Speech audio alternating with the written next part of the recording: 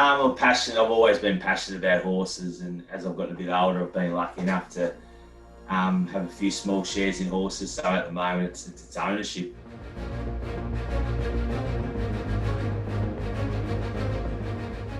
When I was 4 or 5, the old man used to like going the harness, and we went away to Max Hadley's farm at Scottsdale. And I was just, as soon as we got out of the car, 4 or 5 horses came up to the fence, and being a young tacker, I didn't know fences were electric in those days, or they still are. And I put both hands on the fence and both feet, and got shot back quite a fair way. But just from then on, I just loved them.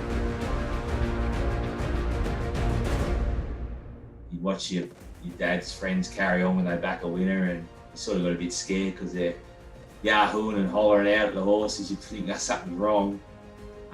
But as I've sort of gotten a bit older, I think definitely the gallopers is where my passion lies. I love, I was fortunate enough to go and have a small share in a horse called Arton that we've all got fond memories from. It sort of started from there, and just slowly got more smaller shares, and now I've sort of got to the stage where I'm able to get a few mates in as well, which that's the exciting part. That you're not in it to make money, you're just in it to go to the races and have a good time with your mates and hopefully get a winner along the way.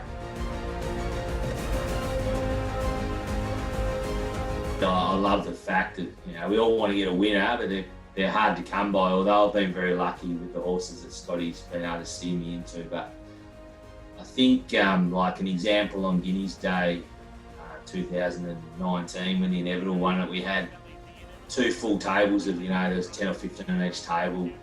Family and friends out there, and I love the summer carnival side of racing in Tasmania, and you always dream of having a horse good enough to race in one, and obviously the little fella, he won it pretty easy, and that was just a great day. Like, just the feeling for the next, probably the next 6 or 7 hours we kicked on and ended up in town, even though we're too old to be going out. It was a great day, and like I've been lucky enough to have a couple of winners in Melbourne over the journey, but I still think a day like that is something that you never forget.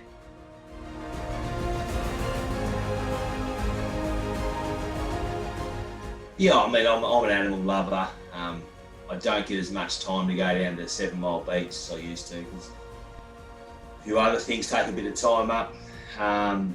Particularly in the last 3 years, I haven't been able to get down there as much, but I just, you go down to 7 Mile Beach and take my children down there, and you can walk around there for a couple of hours. You play the pine cones, you pattern the horses, you go in to the yard.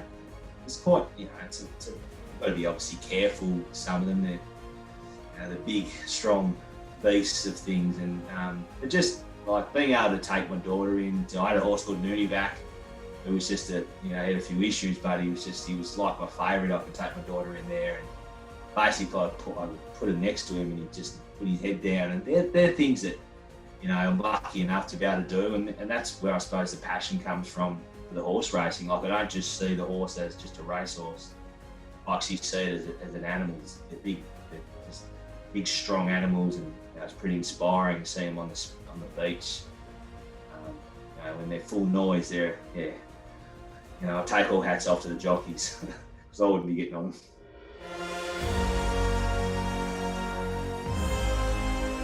It's why we race.